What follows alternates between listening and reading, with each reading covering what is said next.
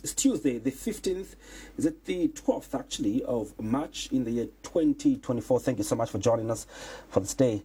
My name is Andrew Mwansa, sitting in for Dingindaba Jona Buya. Today is Youth Day, and the President was celebrating Youth Day from Chipata. The theme for this year's Youth Day is Zambia at 60, Be the Change. And obviously the President, part of the things that he did highlight too during the commemoration and the celebration was that he challenged the young people to possess the same enthusiasm that the pre-independence Zambian youth possessed to contribute to national development. The President also advised young people to refrain from abuse of alcohol and drugs, stressing that this has an effect on their productivity. But also the President did commit that government is implementing various measures such as crop insurance to ensure that farmers that have been heavily affected by the drought are assisted. The President also did cite unity, peace and stability as keys to success. The President also did urge traditional leaders to assist in bringing Zambians together. And obviously the conversation around Youth Day continues, but the biggest question what we're trying to analyze tonight is this the Zambia that the youth want? What type of Zambia do the young people in this country dream of? And that's the reason for why we are discussing this topic tonight. And to help me discuss this topic is Lazarous Simukoko. He's part of the Citizens First political party led by President Harry Kalaba. In the party, he serves as the National Deputy Mobilization Chairperson from within that particular party. Mr. Simukoko, good evening. Thank you so much for joining us tonight on this day. Good evening, Mr. Mwansa, and good evening to our viewers. It's good to be here.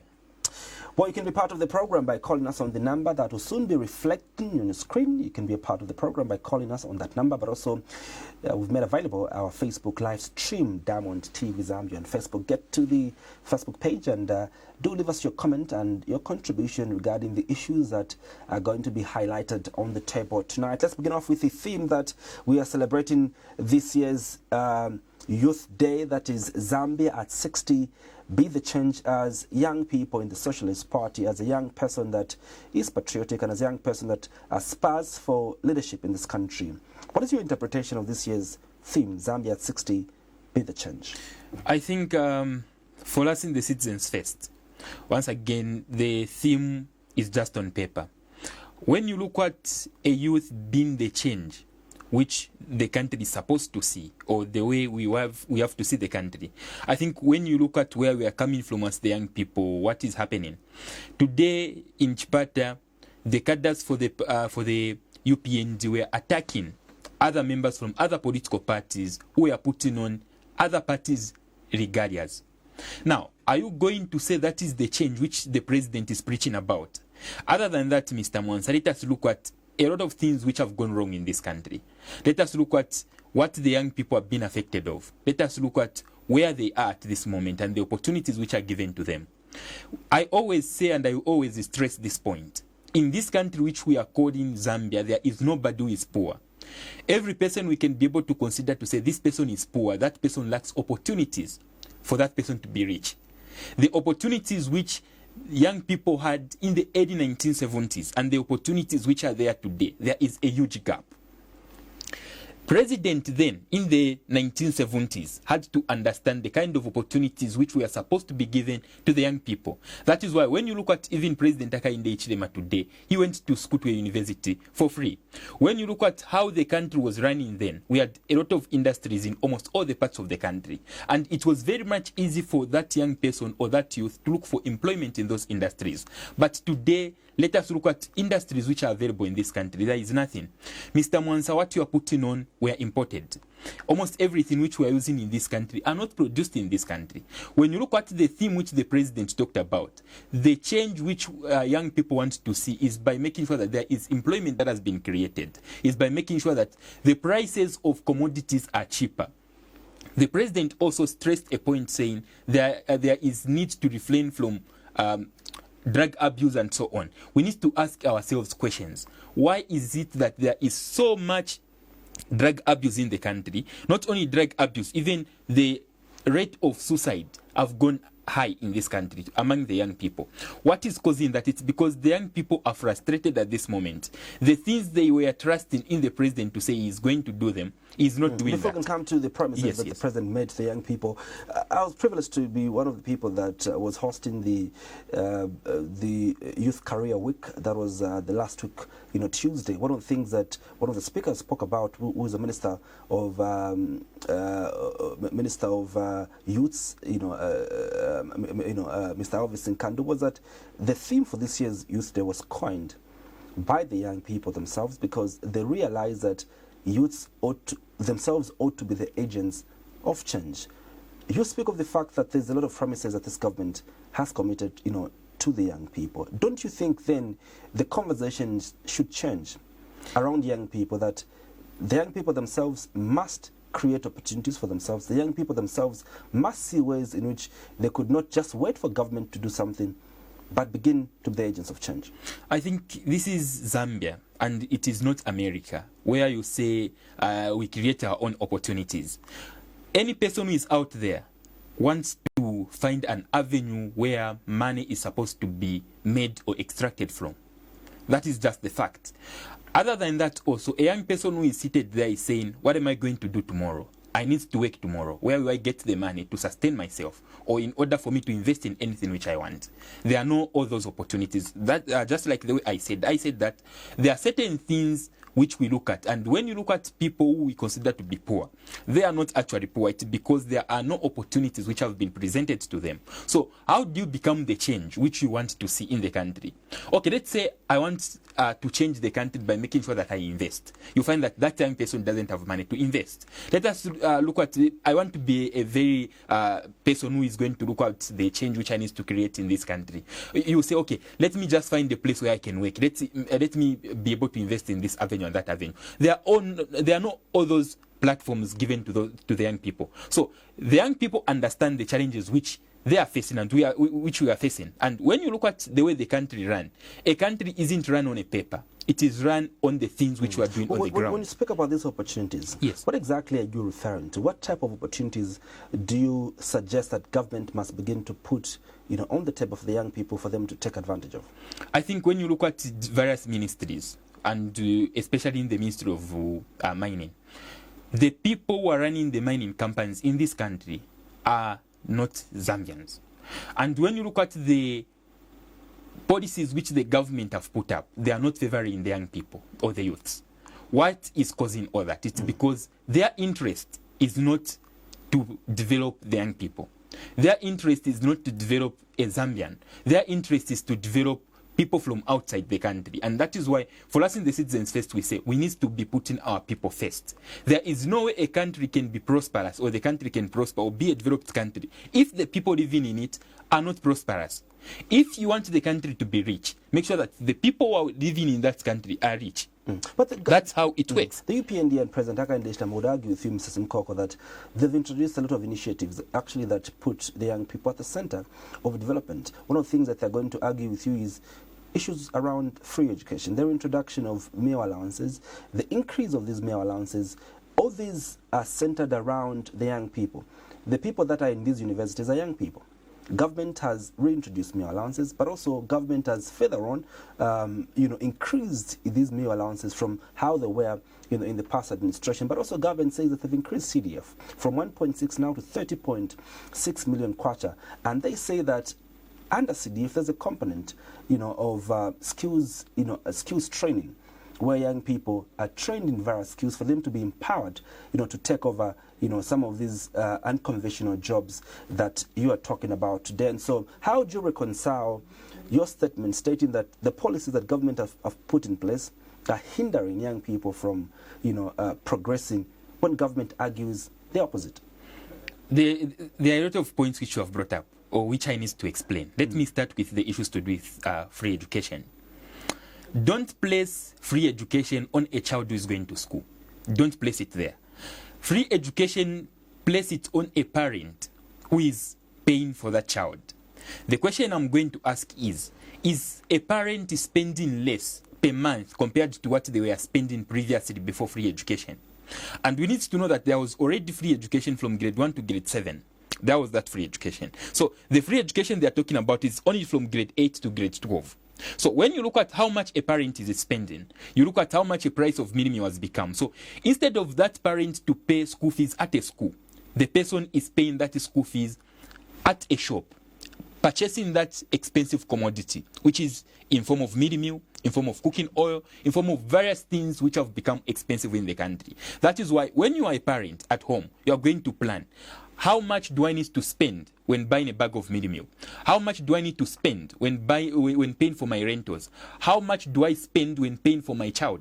Of course, we can say the parent isn't paying for that child, but the budget has increased because that parent, of course, isn't paying that fee at school, but that parent is paying that fee in other items such as meal, such as cooking oil, and so on. So the issue of free education is non-existence. And if you were to put a policy, or you can just be able to go there and they propose to say, choose between reducing the prices of commodities to the point where they were before and scrapping off free education. The parents will agree to say, remove free education, we are going to be paying for ourselves, but reduce a bag of meal from 460, at which the people of Lundazi and Chama are buying, to 120, a cooking oil which has increased in price, and various commodities which we can be able to point at. Let us come to other things like the CDF. The CDF hasn't been increased, and it has never been increased by this government. What they only did was they scrapped off the activities which were happening at the central government, and they had to take them to local government in form of CDF. So there is just the decentralization which was happening. Previously, we saw young people going to the Ministry of Youth and Sports, going to the Ministry of Gender to go and get empowerment funds. Those people have been restricted to say you can't go at the Ministry of Youth and Sports. You can't go at the Ministry of Gender. You are going to be getting that money. You are calling, or you want to call it as empowerment, through what? The same CDF. Now, here is where the misinterpretation is. Because when you go to Pakra today, Pakra will show you to say there are a lot of businesses which have been registered. And according to Pakra, those businesses are operational. Who went to Pakra to register those businesses? Those are young people. Now, let us look at the challenges which they faced. After registering for that cooperative they spoke of, a young person went there, registered, and has that paper, but doesn't have the funds to run the cooperative which was registered. Now, what has that done? The number at Pakra has increased on the number of people who have registered businesses, but they are not operational. They are not operational. So, when you look at all those, the young people have always placed themselves at the center of opportunities. Today, even if you can look at what the government has said, they are no longer talking about form cooperatives now. That issue is no longer in existence. That is what is happening. So the issue to do with CDF hasn't been increased, and there is no any constituents which is receiving that CDF in full capacity or the full amount. If we are saying each constituency in Zambia is receiving money, you need to know that the monetary policy rate has been increased, because during the previous administration, by the time they were moving away from office, it was at 8.5%. It has been moved to 12.5%. What that is doing now to our economy is that it is sucking away the liquidity from the public. That money which is supposed to be in circulation, it's no longer in circulation. So how we bring money into circulation is by making sure that you pay the suppliers. When I spoke about CDF, I spoke about the component of CDF that supports young people that want to pursue skills training. That's a component of CDF that I'm talking about, not the entirety of how CDF is operating, but government has offered an opportunity within CDF for the young people to go to school for free using this CDF and acquire life skills. Mr. Mwansa, there is a bursary committee, and people previously went to school, especially in universities, for free using the bursaries committee. They accessed free education in universities. Other than that, also, let us look at the same CDF you are saying, the component. Skills training has always been there since the time of Kaunda. That is why Kaunda from ZNS, Zambia National Service, to the point that the moment you are done with your grade 12, the government will follow you and say, we want you to go and begin training at ZNS. Once you are taken there, that was skills training. That ZNS we are looking at was meant for skills training. And when you look at how it has transitioned from that moment to where we are now, there is a degrade, or there is a downfall on the number of people who are beneficiaries and people who are benefiting from that. Let us not run away from facts. The kind of trainings the government are putting in place are things like plumbing, things like welding, things like running restaurants or knowing how to cook and so on. Personally, I know most of those things. A person will train and say, okay, let me know how to do welding and so on. And those programs have always been in existence. That's why I'm saying they have just scrapped off the activities which were happening at the Ministry of Youth and Sports, and they have downgraded them there. You see that as a bad project? It is a bad project in a sense that it is not properly done. For Kaunda to form ZDNS, there was a reason why he did that, because he needed people who have experience in all that. So in order to the youth of the Citizens First don't support the increment of CDF from 1.6. You don't support the decentralization agenda of constituencies, of monies being run at constituency level. You don't support that agenda. Now, when you look at CDF, let me explain to you. The agenda is okay, but it has been done in a rush or in a hurry. Here is how it has been done. When you look at CDF is meant to supplement where the central government is having challenges. The Ministry of Education will construct schools. The Ministry of Roads and Transport will construct a road. Then where you see that there is lack of, or maybe we say maybe the roof has been blown away as a result of maybe the rainfall or the wind and so on, then the money for CDF can come in and say, okay, since this roof of this school has been blown away, let's bring in the issue of CDF. And CDF worked effectively. CDF just supplement what the central government budgeted or planned. That is how it works. Even in a home you find that on a monthly basis you are going to buy mini meal, you are going to buy radish and so on, but that things you have bought can't take you up to the end of the month. What are you going to do? You say, okay, since mini meal was finished before month end, let me buy another bag which will just supplement. That is how it used to run. That money you are going to use to buy another bag of mini meal, it's not from your salary. It is just the money maybe which you have just managed to acquire as a result of other opportunities or you being involved in other projects or other works. That is how the CDF runs. CDF only comes in at a point where you feel like the money that was projected to be done on this project isn't enough. However, there is the CDF which can be able to come in. But that granted, Mr. Simukoko, the president always argues that he's removed, money from the thieves in Lusaka. Money has been taken to these villages, where these villages can access money. Yes, you say that for you at the Citizens First, you don't see this as an increase in CDF. What then government has done is that they've just cropped off, the central government from being the one to do these things to the constituency, being the one to, to do this. But don't you think then this is a good program? Because then every village, that Andrew Mwansa in Shangombo, that Simukoko, in Western Province, will have an opportunity to apply for a grant and be given, as opposed to him having to travel all the way to Lusaka to come to the Ministry of Youth and Sport, where he's going to find learned people who obviously have already, these degrees and masters to apply and all those things. Don't you think then government has done a better job by taking these monies closer to the people, closer to everyone, and everyone has equal access to these monies? No. The government needed to work hand in hand with the chiefs. That is why we have chiefs in various villages. If the government wants to get people to be put on bursaries, they can work hand in hand with chiefs to say, we want a list of such number of people coming from your village, which are going to be put on a bursary. On the other hand, also, they will also go to another village and run the same things across the country.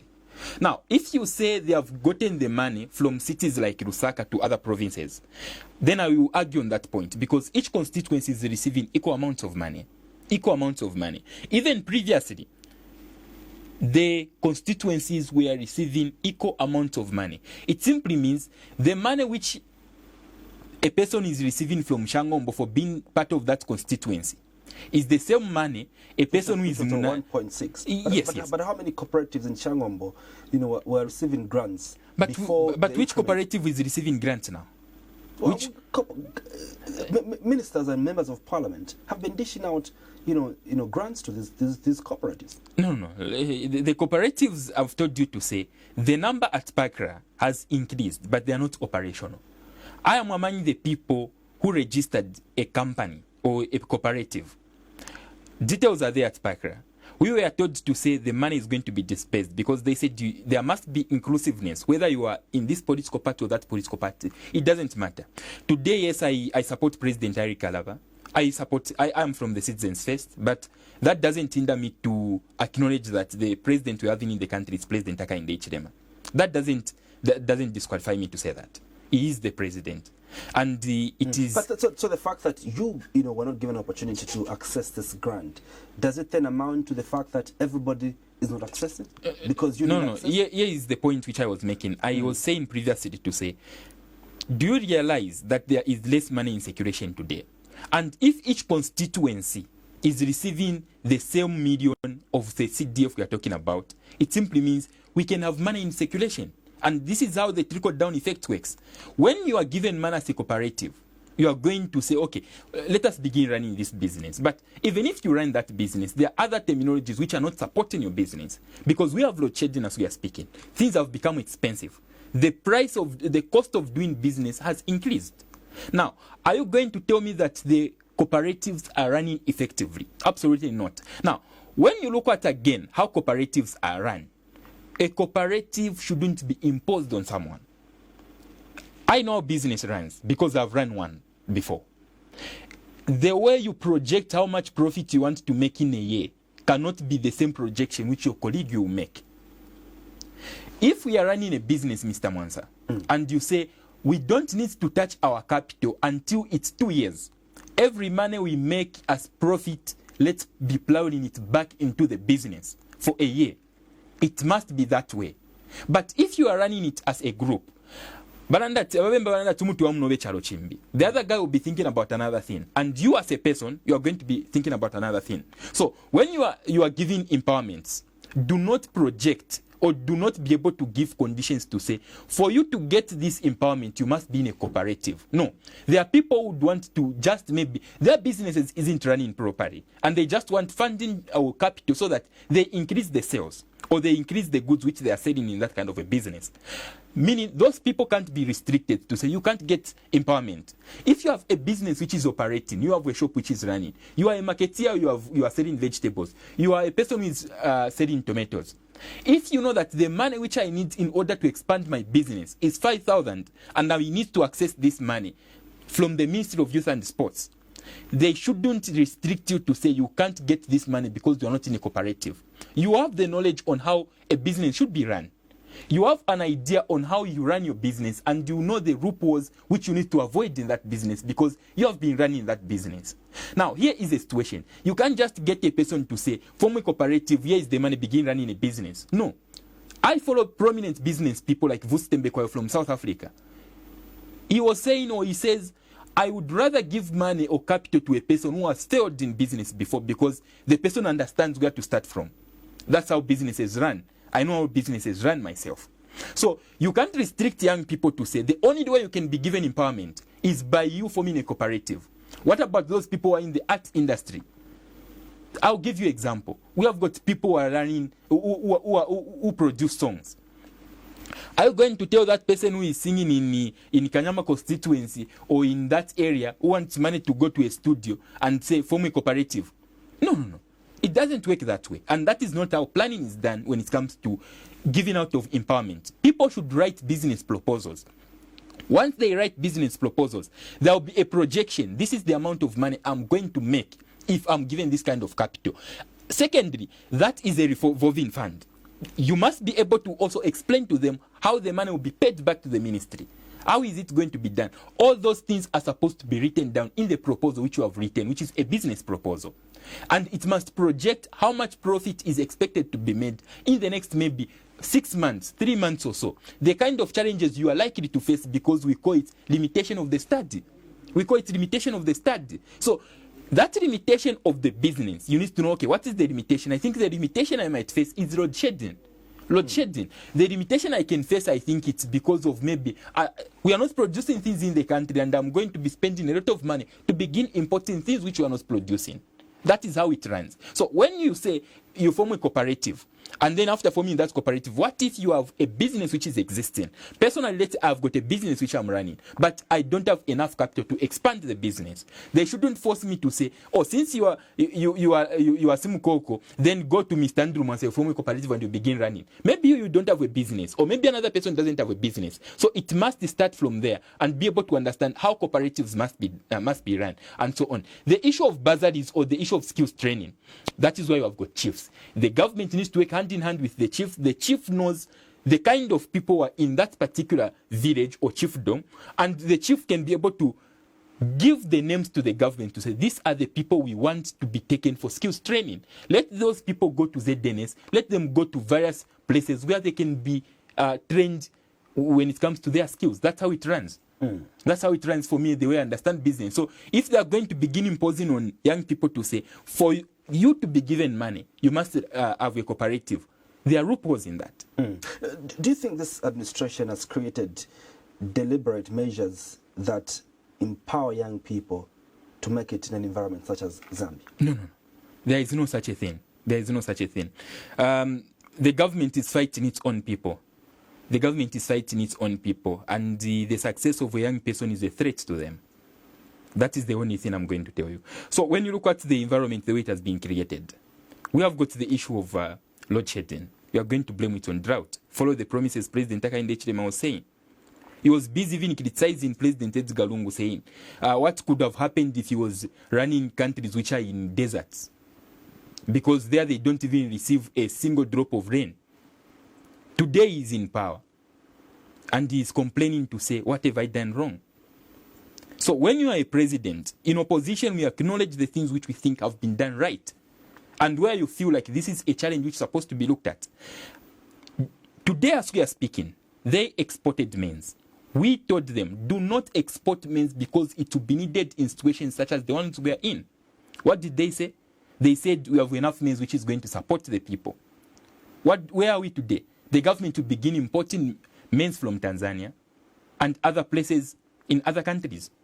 Is there proper planning on that? And what you need to know is that in this country we have got the meteorological department. That meteorological department will tell you if you are going to have rainfall in the next year or in the coming years. So this government was told, they can't even blame the drought which we are in. They were told in 2022-2023 farming season, they were told this is a good season. In the next season which we are going to be in, there will be drought. There will be no rainfall. Some parts of the country will be affected. But they decided again not to supply farmers with equipment which are required for them to produce more maize. And for statistics purposes, if the country produces, we call it bumper harvest, it is 4,500,000 metric tons in this country. Per annum in this country, we use 1 million metric tons of maize for consumption for both humans and animals. That's how it works. So if the government had invested enough money during the time when we had proper rainfall, because they were told by the meteorological department that in the 2023-2024 farming season, we are going to have drought. They could have pumped in money, and it could have been understood, provided they said part of the money from the CDF will be used to procure fertilizer, so that we give the farmers. And if they produced that amount of maize, it meant that they can buy all that maize, which is about even 3 million metric tons. They store it at FRA. Then they project. Per year, that is the amount of maize which the Zambian people consume, which is 1 million metric tons. Do the youths of Citizens First recognize that climate change is real and this issue of drought is equally real? We do recognize that it's real, but but you don't think that it is what is causing our current generation of electricity to go down? No. Here is what is happening. In this country, the problem is that we joke a lot sometimes. We joke a lot as a country sometimes. The way a country is supposed to be run, a country doesn't run like the way we run our homes, where you just plan for a month. That is why when you look at the nation, we have a budget which runs for a year, meaning there is a plan for that year. They know how much money is supposed to be spent in this ministry and that ministry.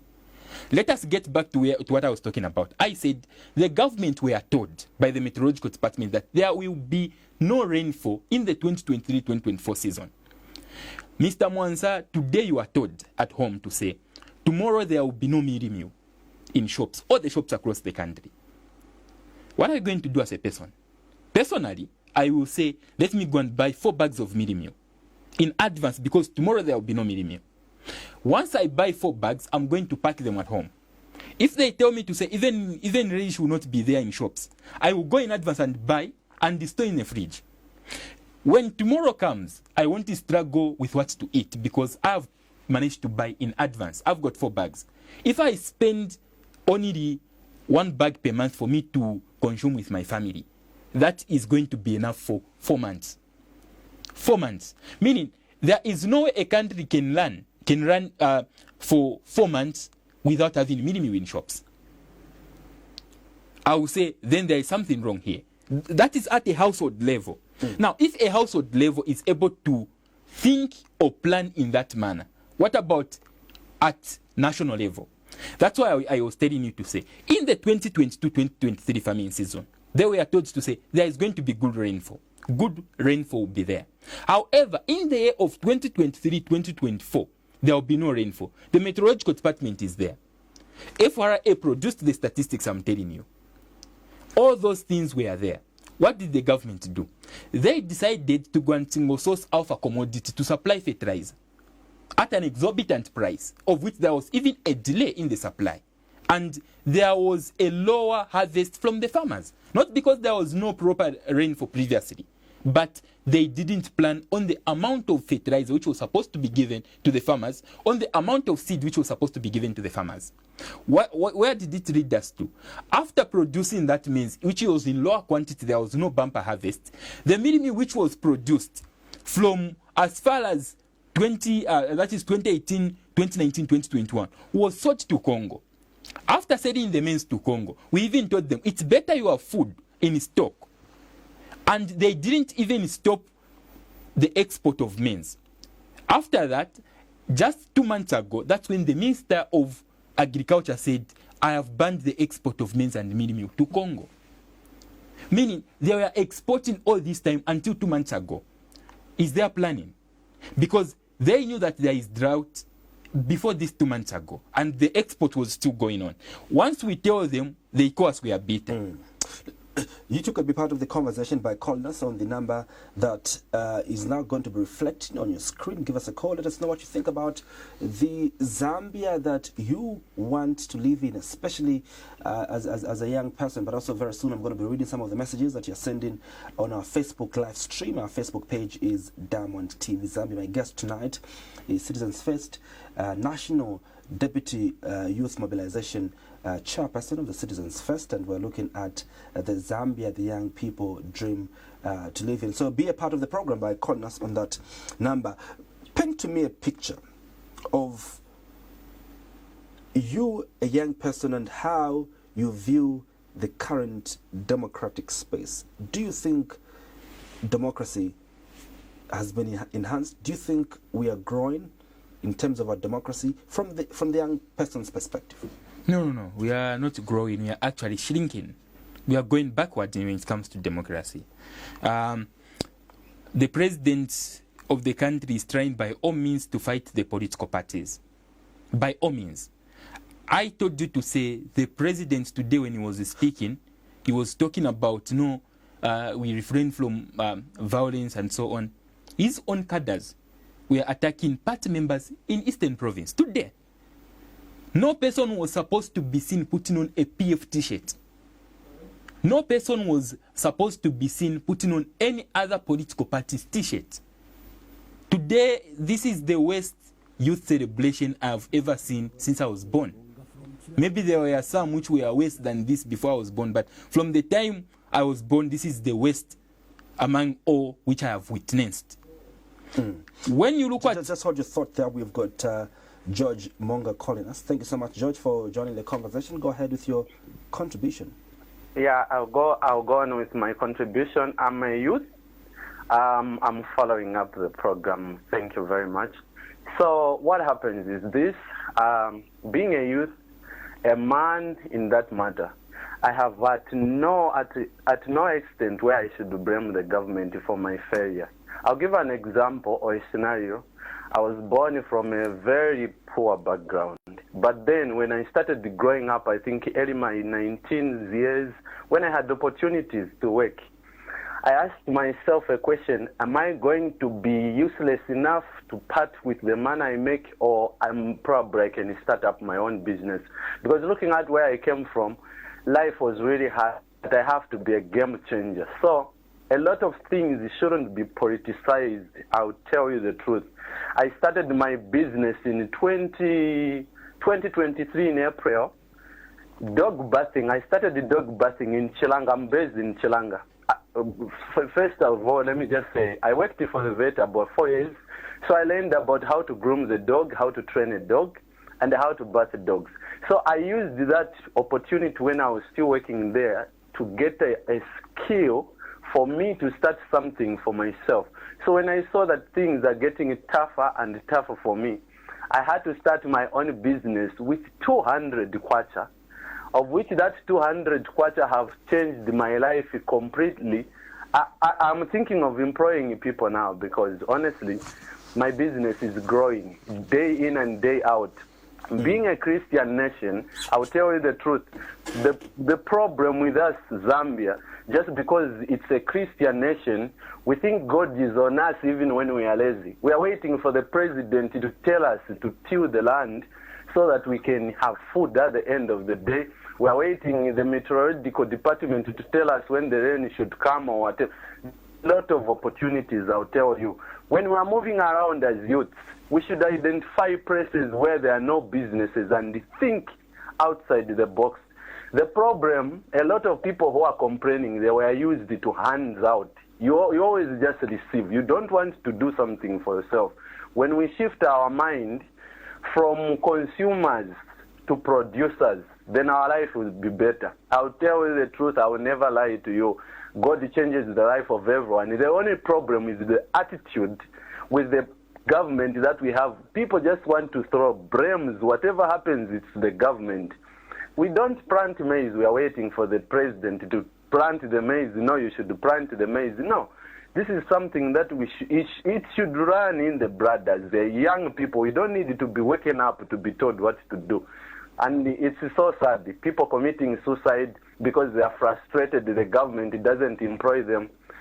Patience, when you exercise the patience and you work toward your goals, all the things are very possible to achieve in life. Mr. George Monga, thank you so much, Mr. George Monga, for that contribution. Simukoko, would you like to contribute as you answer the question around what you think as a young person over Zambia's democracy? Yeah, I think I will respond to Mr. George. Mr. George has said he was training dogs. Then life became difficult. He started business with a 200 kwacha. He has said he started business with a 200 kwacha, but he didn't tell us what kind of business he started. Mr. Mwansa, today, that 200 kwacha he's talking about isn't even enough to move someone from here to go to various places in the country. Now, imagine you have got a 200 kwacha. How much is a box of tomatoes today? In town, it's more than 200 kwachas we are speaking. More than 200 kwacha. How much is a box of onion today? It's more than 200 kwacha. Now, is Mr. George telling us to say we don't need to be blaming the government on what is happening and we need to be taking advantage of the opportunities? Mr. George, what we are talking about is the government is put there in order to create opportunities. The question which Mr. George should ask himself is, what kind of opportunities has the government created for him and other people? None. So when you look at opportunities, we are talking about there must be, when Mr. George wants to work, Mr. George shouldn't struggle where to find work. When Mr. George wants to start business, Mr. George shouldn't struggle to set up a business. Today, the ZESCO connection cables have increased in price. Just meter separation itself has been increased by more than 350% in price. Now, is Mr. George telling me to say a young person who is there is lazy and can't do anything? We understand, Mr. George. This is away from motivation. It is away from motivation. We are talking about the reality which is happening on the ground at the moment. Secondly, the kind of a picture I would love to see in the country is There is no any country you can point at, Mr. Mwansa, which is prosperous or which is developed, which has no industries. It's a lie. Every country has industries, which we call it a developed nation. When you look at Zambia, to the way we were before 1990s, there were a lot of industries. We were assembling our own vehicles in Livingstone.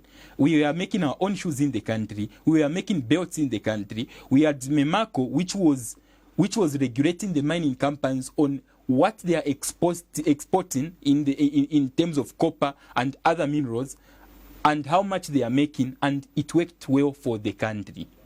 Now, when you look at the country we are in, most of the drinks we are consuming, we don't produce them. We have got a lot of companies which are foreign owned, especially by the South African government. They have penetrated the industry of Zambia. The shops which we are seeing in our countries are mainly being run by the foreigners. What do you think happens? Those people who are the foreigners there, they will get the empowerment from their, be it their family members who are there, be it their government who are there. Then they come and invest in the country like Zambia. Let's get to hear from Precious Lungu, calling us from Chipata, Eastern Province. Thank you so much, Precious, for joining the conversation. What is your perspective on the issues on the table tonight?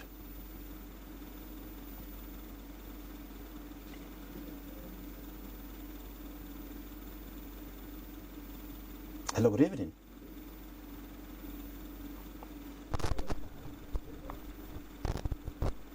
Are you still there? George Monga. Yes, go on with your contribution.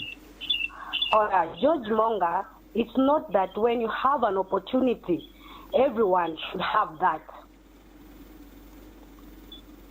Life is difficult out here. Okay? So don't look down on people who are not doing anything because you have found something to do. People do not even have that capital which you have mentioned for you to start cleaning dogs. So do you want all of us to start cleaning dogs because you started cleaning dogs? That man is talking sense. We are suffering out here. Even myself, I have a degree. You started in 2023 cleaning dogs, right? But what were you doing before? It means you never had anything. So when doors opens for you, don't think those who are still behind you don't reason. We are all youths and we reason. Thank you so much. Thank you so much, Precious Lungu, calling us from Eastern Province, Chipata to be specific, where the president was celebrating and commemorating Youth Day from. But let's quickly get to your thoughts on democracy. Precious was agreeing with you and just stating that when you've gone ahead of people, you shouldn't mean that those that are behind you are not doing or are not working as hard as they should. But let's talk about your perspective on Zambia's state of democracy from a young perspective. So, first, before I come that within seconds, Madam Precious was right. When you look at her, she has positioned herself for the change, which is the theme we are talking about today. She has a degree. She hasn't been employed in any company. She's not working anywhere. Meaning, what kind of positioning or change are they looking at? She had to sacrifice time. You know that time is money. She had to sacrifice everything to obtain that degree. After getting the degree, there is nothing the person can do. The person can't work or anything because she has positioned herself very well for a certain employment or where the person can start from. But when she says, I want to get empowerment from the Ministry of Youth and Sports, I begin my own business, she'll be told, go and form a cooperative with people who are maybe not of the same thinking as she is. So there must be that clarity between the two. Now, coming to the democratic space, it is shrinking. When we were in the previous political party as Citizens First, the president, the vice president were quoted in the audio saying they have sent some people, the story of Akafumba and so on, to destabilize the party we are in. When you look at what the Patriotic Front are going through, that is a thing which is staged. That is the thing which is staged.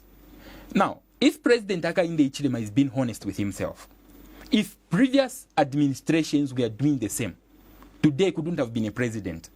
Imagine if people were sent to him to destabilize the UPND. Do you think President Hakainde Hichilema could have been the president of the UPND? No, we still President Hakainde Hichilema being stopped from campaigning in areas like the Copper Belt, in areas where the Patriotic Front was a strong one. But also, you remember very vividly that radio interview that he had at Sun FM, where he had to leave the station through the roof because now that is the political space, not the democratic space. It's the Mr. Mwansa, the democratic space. Well, it's democratic right to express himself. It's democratic right to move freely. I think when it comes to those questions, look, I wasn't in charge of the government then. I wasn't in charge of the government for me to begin looking at why he was treated in that way and so on.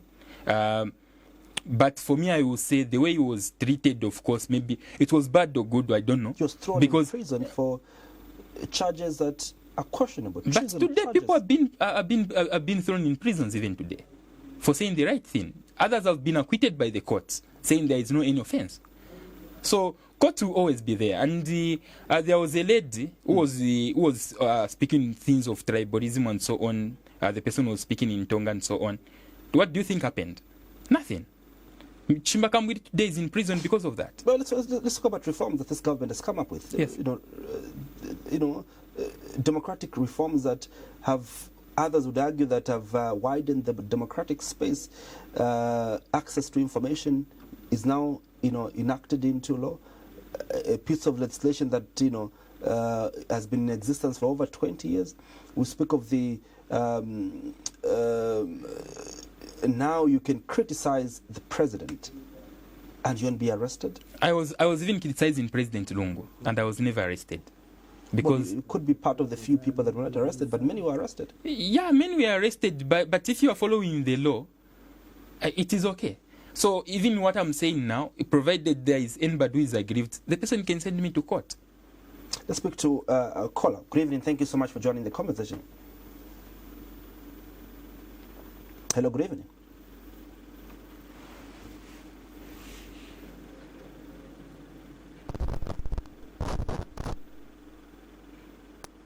Mosiah Lungu, good evening. Good evening, how are you?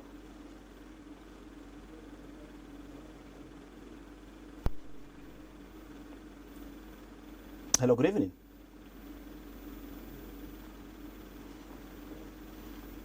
We seem to be having a technical glitch in terms of engaging this caller, but let's talk about the democratic space. Good evening. Good evening to you. We can hear you now. Please go ahead with your contribution. Can you hear me? Yes, we can hear you clearly. Oh, yeah. My contribution is just to recommend the young man who is talking. I think he's very, very objective. And I can see that the future politically of Zambia at least has a brighter future, has a brighter anticipation. And I want just to recommend the young man to keep on pushing. And I think he's very objective. He knows what he's talking about. I think that's my contribution. Thank you very much. Thank you so much, Mr. Mosiah Lungu, for coming. So let's talk about the democratic space, and largely, you, the opposition, you said belong to the opposition. You've been complaining of the shrinking democratic space. You said that from the time President Hakainde Hichilema was elected into office, the democratic space has been shrinking and has shrunk further. But the question is, what exactly do you really mean? When you look at previously what used to happen, I don't remember a person going to file in nominations and nominations being turned away to say you can't contest. I never, even the time of the Patriotic Front, I never saw them in any constituency, a person going there with a certificate from a political party and the person being sent away to say this is not valid, because that is not the job of the ECZ. When you look at the democratic space and the political space, we are talking about two different things. A political space is everyone in this country allowed to contest an election in the country? Absolutely not. Now, when you come to the issues to do with campaigns and so on, then we are talking about the political space. So, President Hakainde Hichilema might have faced the challenges with the shrinking in the political space, but not the democratic space. For political space, we can face each other politically. I don't mind. But when it comes to the democratic space, that issue is supposed to be fought by the courts of law. Meaning, if I am turned away to say you cannot contest this election which is being held, the only way I can submit my grievances to any of those things is by taking the matter to court. And for the courts to rule on that matter, it will be maybe 1 month or 2 months from that period, meaning an election in that area could have already happened. What has that done to me? It has hindered my right to contest as a member of parliament, as a councillor, or as a president when it comes to presidential candidates. That is how it is supposed to be done. Now, when you look at the political space has to do with the issue of cadres. I think cadres are the many problems we are having in the country at the moment. When you look at even the incidents which happened today, it's the cadres who were there. And for me, I'm in a political party. I'll be honest with you. Cadres are told to do something. Cadres are told to do something. Cadres are led by certain people, odd people, or people with higher positions in those political parties. That is now the political space. You don't want your opponents to air their manifestos. You don't want them, the people, to hear what they have to say about certain things. That is now the political space. But in this country, both the political space and the democratic space are shrinking. When you have a democratic space shrinking, it's difficult for you to fight it. Because one, in this country which we are in, judges are appointed by the president. When you look at various positions in the country, at ACC and so on, the people or big bosses there are appointed by the president. But for us in the citizens first. It's been like that. No. It's been like that, you know. Yes. Now, Mr. Mwansa, here is the issue. When you are doing a wrong, you can't say it has always been there. That's a lie. When people have been committing certain wrongs, even in a family, you won't say, I will also do it because everyone has been doing it. But no. you know the Now, right procedure. here is the right procedure which is supposed to be made. There must be a registration at Parliament which is supposed to be passed, so that those people who are running the ECZ, the people who are running things like SCC, the DEC and so on, they begin appointing themselves. The police commissioners, police IGs should have a constitutional office. Now, here is where the thing is. When I am a police IG, like the way we have that police IG today, that police IG will know that his lifespan is attached to the lifespan of the president. So each time the police IG realizes that the president is about to leave office, he will also be in danger to say, even me, if this president goes, I will also go. What does that mean? The police IG, the professionalism will cease to exist. So if that police IG is given a constitutional office to say, you won't be appointed by presidents, instead you are going to be having constitutional offices on your own. Once they have those constitutional offices, even if they realize that President Hakainde Hichilema is moving away from power in 2026, they won't be shaken. They'll say, even if he goes, I will still remain here because I am the police IG, and there is going to be professionalism in the country. Let's get a listen from the capital city, Lusaka. Tom is calling us. Tom, good evening. Thank you so much for joining us. Hello, good evening. Good evening to you, Tom. Good evening. Good evening, the guest there. Good evening, Mr. Tom. Good. This is Tom Katapatsu within Osaka. Yes, You go are ahead. speaking very well. Now, the only problem I have with you, politician, is one. You don't like motivating people. And the problem we have is to accept the situation. If we want to achieve in the country, no matter how tough the situation, we should work on it.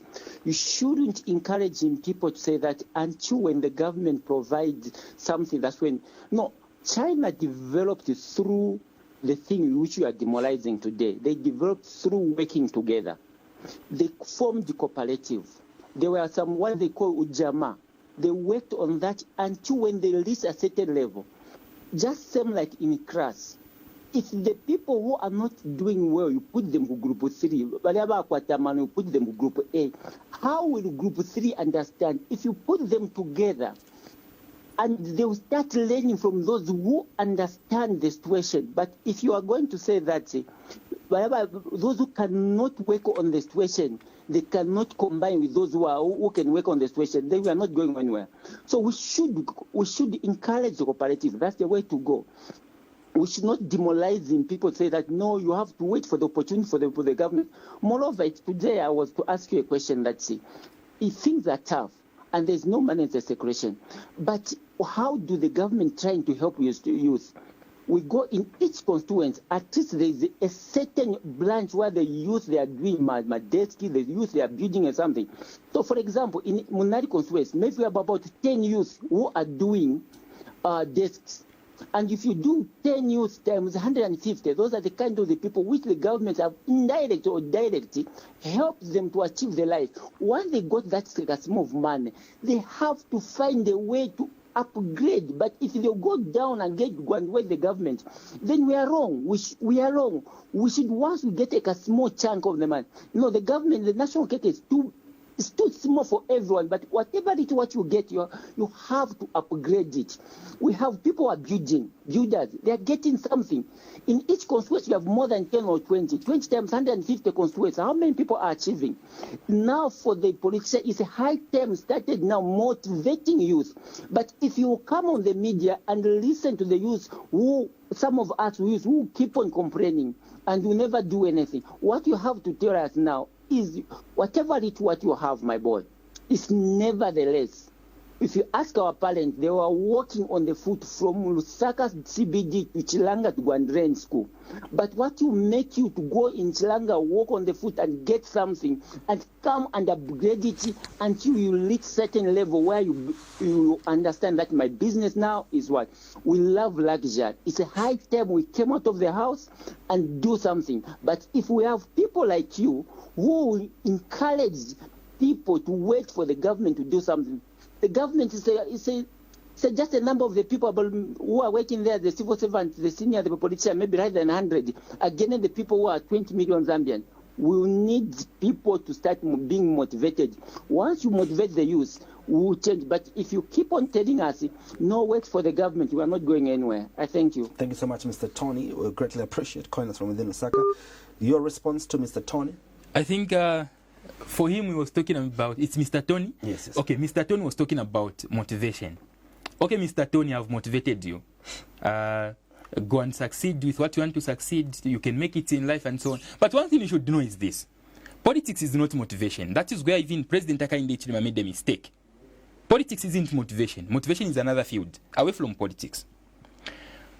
Politics, Mr. Tony, we are talking about one. If you make money today, how much are you going to spend to buy a bag of mini meal? If you have money today, what will it take you to succeed if you start your own business today? When you have your own money today, what will it take for you to even access the things we are lacking today in the country? It's not about motivation. I tell you to say, oh, make money, oh, do this. No. Politics isn't run like that. We run politics or governance with policies. There must be projections. Where do you want to see the country in the next year? Where do you want to see the country? That's why I've got Zambia Vision 2030, Zambia Vision 2050. Why should Zambians and young people really care about these things? Because the two calls we received that seem to devolve young people from politics, I say, look, young people should not be concerned about whoever is in government. Young people should not be concerned about politics. Young people should strive to work for themselves and forget about what these politicians are doing. I want you to stress the importance of young people holding government to account, and also address those people that feel, look, maybe you politicians have disappointed young people for a very long time, and so they don't see the importance of even relating to some of the projections that you're talking about, even the policies. They don't care because they think politicians are selfish. As you answer that question, Mr. Simukoko, paint to us a picture that you dream of as a young politician and as a young Zambian. Okay, when it comes to the people who are coming in that manner or that fashion, here is where the challenge is. When you look at how governance starts from a home, where you are. At home, you are going to tell your children to say, don't come home around beyond 20 hours. Don't come home beyond 19 hours. Why are you doing so? You are trying to safeguard the people you are keeping at that place. When you are a parent at home, you are going to be talking about, no, what are we going to eat tomorrow? How are we going to make money to eat tomorrow? That is how governance is as well. When you look at the country, we plan. What means are our citizens going to be making money? In what ways? How are they going to begin accessing the opportunities which we are putting up for them? Now, you are a young person, you are running a business. Per day, you are making a profit of 500 kwacha. Now, if you are making a profit of that 500 kwacha, Mr. Mwansa, and you know that a bag of mini will only cost me 100 kwacha. You know that cooking oil, if you want to buy 5 liter, will only cost me about 200 kwacha or 120. You know that, okay, this. So when things are cheaper, there is value for money. The money, if you are supposed to spend the 400 on mini meal alone, that 400 can be able to buy mini meal, cooking oil, and other various commodities which you are having. Okay. As a result, meaning, if you are running your own things, it will make sense because you know that I'm going to be spending less for the things which I want. Now, let us look at where the challenge has been. Young people need to get involved into politics. That is just the fact. Reason being, the people we have put there were old people. They are not understanding the challenges which the young people are going through. Let us look at the president of Rwanda, Burkina Faso at the moment, Ibrahim Traore. Is only 35 years of age. Look at how Burkina Faso is transforming under his leadership today. Because he does understand to say, the young people who are there, they have got this challenge and this challenge, and this challenge, I can feel it because that's what I was going through. Now, when you look at the people in office, they only think of, I was going to school without shoes. So if a person has shoes, then the person has everything. They will only be thinking of, when I was going to school, I wasn't cutting my hair. So even if they don't cut their hair, it's okay. But for you as a young person, you will understand to say, I think when I was in that position, the challenge I was facing is ABCD. And when you go there, you are going to implement the issues to do with all those things. I'm going to give you one provoking thing. In every profession, be it you are working as a civil servant and so on, there is a retirement age attached to it. Why not the retirement age being attached to certain offices in politics? Just to promote the young people to occupy those offices. There has been no any of those things. Now, let us look at the picture, the way I look at it.